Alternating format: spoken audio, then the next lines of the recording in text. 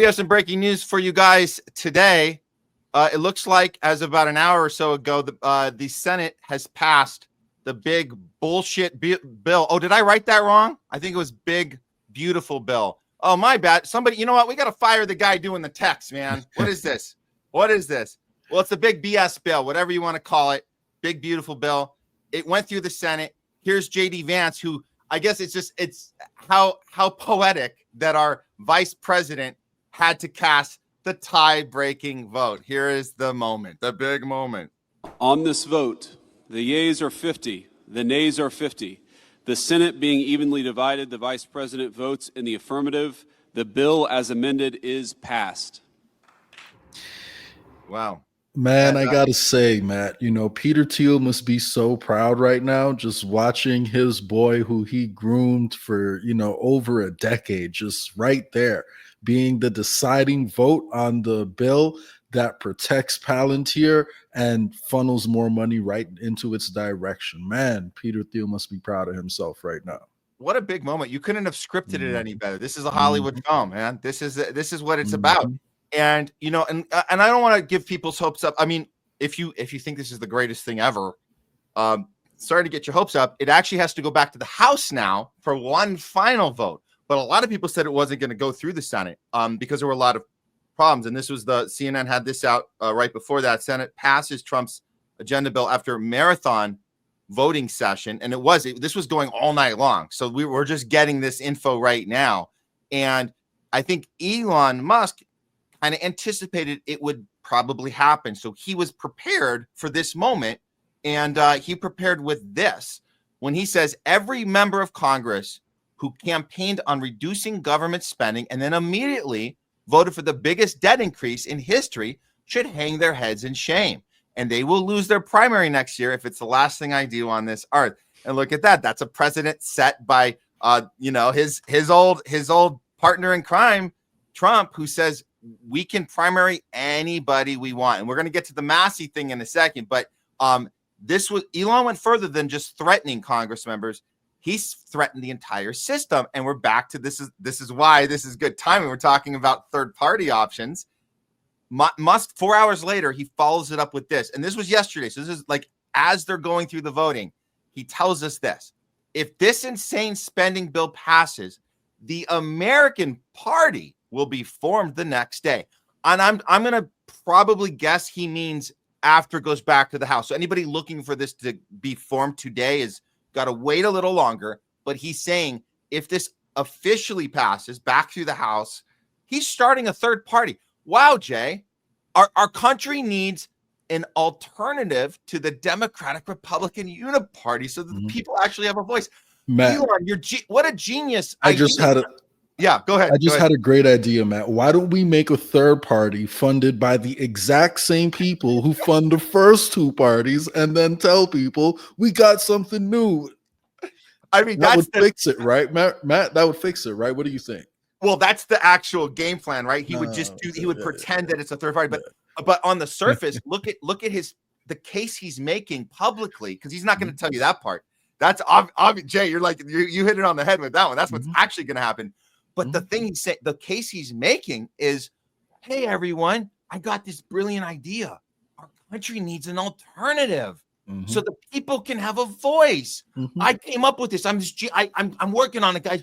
I know, like, you all have been thinking, what can we do? I got the idea. You know what it's going to be, Matt? It's going to be, they're going to call it the centralist party that is focused on issues that unite us. That's the language they're going to use. And then it's going to be dystopia.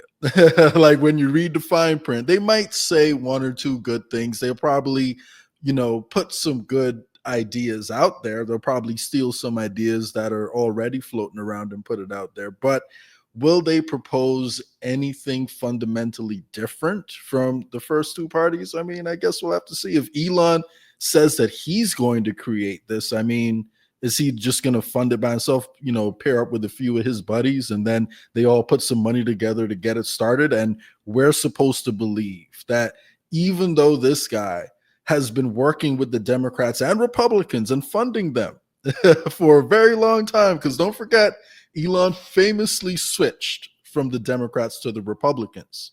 So he's been part of the system for a long time. All of a sudden now, he's turned over a new leaf.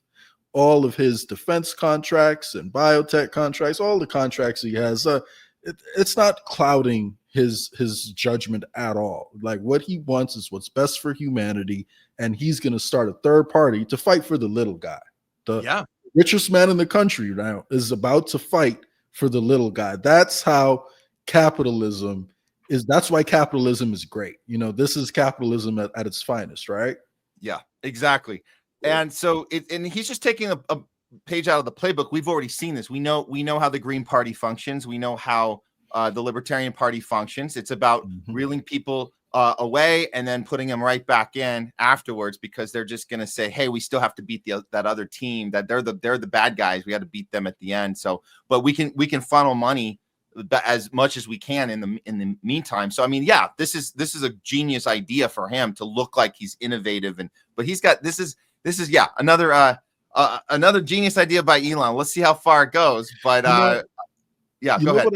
You know what I would have respected more, and it's not just because, like, you know, I happen to be volunteering, you know, and organizing with the We the People Party right now, but if he had joined up, say, with someone who has an important message and an important like effort already going, and, you know, tried to help build on that, that would have been a little bit more genuine to me. But to just assume that you, one, have all the answers, even though you've been a part of the problem, you know, for a long time, and go launch this all by yourself, it just doesn't feel genuine to me. It feels like he's not getting his way. He's throwing a tantrum, and maybe this is all actually just a political threat, you know, to get Trump to back down, or to lean more into his direction if he wants, because, you know, some of his contracts, you know, are at risk right now too. So can erase that possibility also. Yeah, exactly. So, I mean, this drum's heating up. I'm going to grab the bowl of popcorn as we go into this next episode between the Trump Elon feud. We're going to the next level here, but let's look at the Fox News response to Elon's assertion that about the third party, and more specifically about Elon's assertion that this big BS bill is just a big spending disaster, which is exactly the opposite, as we know, what Trump and Elon ran on, which was getting money back, right? That was the whole thing, was that we were going to find the money and get it back. They're going to get it back and send it to space, right? Where it can work for all of us down here. Why not? Get it back and send it to space. Okay, so here is the response on Fox News.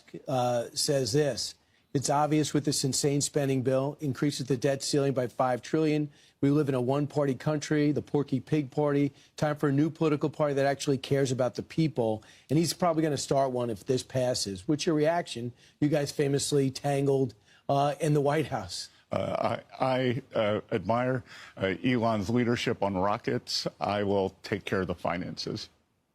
So do you feel as though he says the $5 trillion added to the deficit? You don't agree? I don't agree at all. Let me tell you why. Because this bill will set off growth like we've never seen before. The CBO projections only project 1.8% per year growth, which is substantially below what we saw in President Trump's first term. And I think we are going to see big acceleration here. And once you see the growth trajectory change to an upward bias, the bill more than pays for itself. Yeah, right. Once we blow it out the water and make all this money, all our problems will go away, man. You don't look at us, man. We got a record over here. We make money. That's essentially what he's saying, right? Yeah, right. And so we've seen a lot of critique from the left. I mean, they've been going down the list of all the problems in this, and we agree with a lot of those problems. This one was circulating today, and I just think it's important to look at. This is and these are from lefty accounts who are telling us, you know, all these things are all true. The bill would cut Medicaid, cut SNAP, cut student aid, triple the budget for ICE. So these are very important talking points for lefty, voices, which is all true. It would greenlight the sale of public lands, ban. Now this one we've been covering this one. This was a big one. The AI regulation, the 10-year AI regulation that states will not have any say. And again, we're into the Palantir discussion, which is very important. And I think that the left is starting to make connections to Palantir and ICE. I've seen them talk about that. They weren't talking about it when we knew that they were doing that right here in LA. The Palantir AI technology was actually the ICE raids that we saw happen here was through that technology. So, okay, so they got all that, repeal clean energy, divert funding from public schools, increase overall federal deregulation. So these are all throughout the bill. This censor nonprofits. We know this has always been a big one, the blocking access to Planned Parenthood, 50 billion taken from federal workers. Now that we can look into that one and say, well, is that, some of the Doge stuff that maybe was kind of good, but where is that money going to? Defund CFPB. And then there's the gun silencer. So this, I just want to say this. Notice the one that's missing from here, and that is the military spending. Even the lefties are shouting loud as can be how horrible this BS bill is. It's interesting, Jay, that they don't list the military spending. As we know, according to Rand Paul, he told us 320 billion has been added to additional military spending. Yeah, because we have to put rockets in space, man. Do you think that's cheap, Matt? How else are we going to, defend ourselves against the aliens when they attack? We have to put rockets in space. Don't care about our crumbling infrastructure, our terrible education, or our underfunded hospital system. Let's send that money to space where it can be put to work for everybody, right? Yeah. But no, you're right, man. That's the space. It's all about space, man. That's it. That's gonna make us all feel good. Of course, I'm joking, man. It's not just about like space, but it's like they're ramping up for more wars, man. It's more, but it's the feel good spin. The feel good spin is that it's the good stuff that we need it for. The good stuff, right? No, I 100% hear you on that. I'm caught on the part that the most furious thing that the lefty accounts and the people that are screaming about this. They all seem to conveniently leave off the part about the 320 billion in additional military spending. Well, I mean, they support the war in Ukraine, exactly. Right? So it's like you can't talk too much about the military because that could impact Zelensky, the hero who's fighting for the Ukrainian people, fighting till the very last Ukrainian person. Yeah, exactly. So they have to keep their mouth silent about that one, which really is too bad because you could nail Trump with that. That would be a hole in one. All you have to do is say, "Peace, President, my ass. Look what you just did to the military spending, calling this a big, beautiful bill." That would be case closed right there. Yep. Well, they're not doing it. We are, but here we are in our little space of critical thinkers. Let's get back to that just on this topic of the Trump and Elon feud, because we're like into the next episode. Here's Trump's response to Elon. I think this was just a few hours ago too. This sounds a little funny on it, but if you guys, there's subtitles on it as well. So here, check this out. This is pretty remarkable. He's losing his EV mandate, and we accept. He's very upset about things, but he could lose a lot more than that. I can tell you right now. Hey, Elon can lose a lot more than that. I will say Elon has actually said himself that he doesn't care about getting, funding or what's it called? Financial backing for EVs. What he wants is for the American government to eliminate its financial backing of the oil industry and of fossil fuel industries to let the free market do what it wants to do. So I will say, I'm very critical of Elon when he deserves it, but if what he said about that particular topic is true, I give him, his respect for it, and I agree with him because we shouldn't be subsidizing oil and fossil fuels at the expense of other energy sources, especially when we're on the brink, of World War III, and we could see disruptions to the oil supply. Why are we still investing all of this energy into a finite resource that largely comes from areas we call unfriendly? So it's crazy. No, it's a good distinction to make. And obviously Trump is digging at whatever he can to make Elon look completely unhinged. And that's a great way he can spin that. So I appreciate you calling that one out. But here he goes further. Here he is talking about possibly deporting Elon. Are you going to deport Elon Musk? We'll have to take a look. We might have to put Doge on him. You know what? And he goes, you know what Doge is, right? What? Doge is the thing. No, he's that's the thing that Elon created, and the monster's gonna go back and eat him. He's like, this is like, it's insane that he's doing it kind of with a straight face. Let's see, watch his face if he smirks during this. He's about to say this line here. Doge is the monster that might have to go back and eat Elon. Wouldn't that be terrible? Look at that smirk he had on his face. He is funny. Trump is funny, man. I'll give him that. But yeah, I mean, like watching these two go back and forth, is hilarious, because I do wonder to myself how much of this is like for show and how much of it, is actually personal. But who knows? I mean, I don't know. I'm on the fence about that part. I mean, we talked about WWF and how there's a theater part to it, but also people can get hurt. People can get cut up. People can break their backs and their necks. It's not all safe theater, and sometimes they might be supposed to stick to a script, but then in the moment they freestyle a little bit, then one person gets a little bit offended, takes it too far, and then they have to figure out how to rein it back in. So who knows how much of that is going on. Who knows? And then you got the Massey thing, because Massey has been, and let's cap it this segment off with Massey, because this is important. This part is hardly theater. This is Trump's threats, and he puts these threats out when people are not in line with what the agenda, the attack plan, the team game. You're not in line.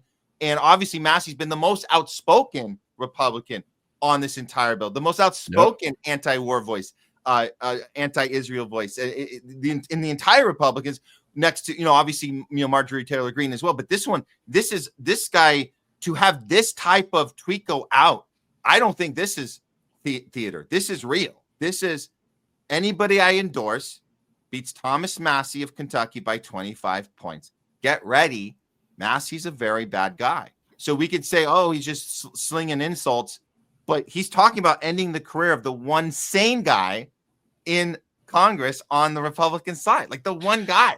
It's so pretty remarkable. It's so funny. He hardly ever actually has to get specific when he's criticizing people. Like, like to his base, sometimes he'll just say, oh, this guy's terrible. He's a Democrat, corrupt, supported Hillary Clinton or whatever it is. But he rarely gets specific. And we know why he's not going to get specific with Massey, because his voters will quickly realize that Massey is more MAGA than Trump. Because if his whole philosophy is stop wasting money on wars overseas and, and stop spending in excess and deflating our dollar away, that sounds like you care about the country. And Trump can't really argue with that. So the point is just to call him bad. We're going to beat him. He got to go. Like, let's not, get bogged down in the details. Just know Thomas Massey got to go. And that's how he deals with his base. Yeah, and then Massey fires back. And this part, you shared this clip, and I thought this was important. And this circles back to the independent mind. This is what Massey's talking about, maybe anticipating that he's going to get primaried, and he's talking about doing something different, maybe something for the people. I don't know. Is it something like giving voters an opportunity to be heard? Something like that. I don't know where you might get that from, but here he is talking about it on the one guy. What's this one guy? What's this? Oh, you guys know this dude. You guys know the sit down he had. But you shared this with me, Jay. Here we go. This is Massey talking about possibly going independent. Here we go. Is coordinating efforts against me. Well, then at that point, that's what I'm saying. There's a party it's them against you, which is okay. I've got a thick skin, right? But I'm just saying it feels like it's you guys are playing this game, but it's all against the voter.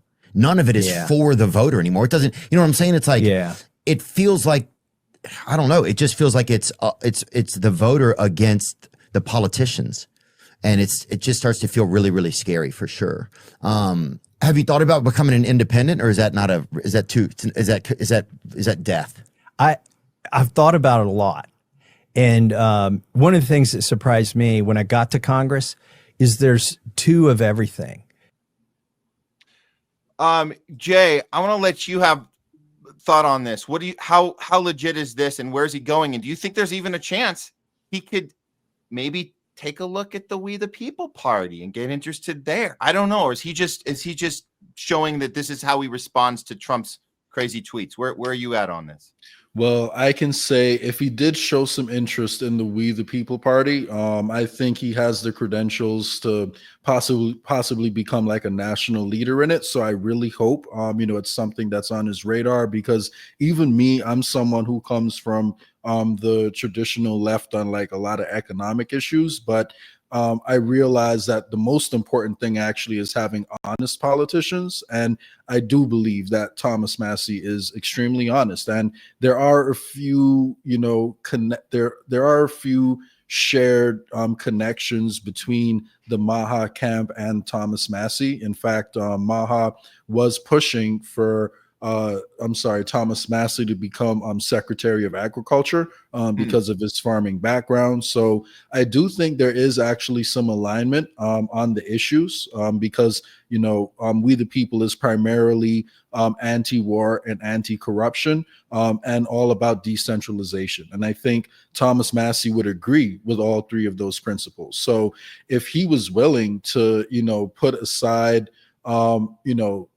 the strict libertarian ideology to find common ground with people and try to push the common ground first as he advocates for his libertarian ideology. When you combine decentralization with that message, everyone who that message appeals to and who it works for will get to hear him out. And I think he could accomplish a lot of things, because one great thing about the We the People Party is it doesn't necessarily limit you from being part of other political movements and conversations too. So I already know he's a part of the libertarian movement too. So there would be nothing stopping Thomas Massie from declaring himself, say, a libertarian and a member of the We the People Party if he chose to go that route. And if we had someone of his integrity and, his stature, announce a switch, into a third party, I think it would do wonders for the country. And again, like, he's a libertarian. I supported Bernie Sanders. So